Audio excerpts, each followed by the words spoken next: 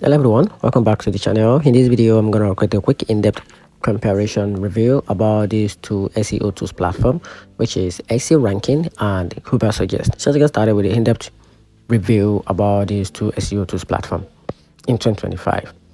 So here's a review.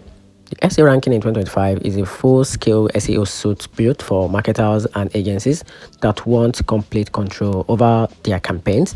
It offers ranking tracking, deep keyword research, backlink monitoring, site audit, competitors analytics, and white label reporting, all in one platform.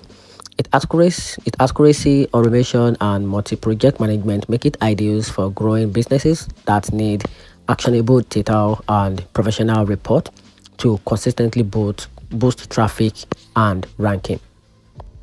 Ubersuggest, on the other hand, is a simpler, more budget-friendly tool that focus on keyword ideas, content suggestions, and basic site audit. It's great for beginners and small business who want quick insight without the learning curve or cost of a large platform.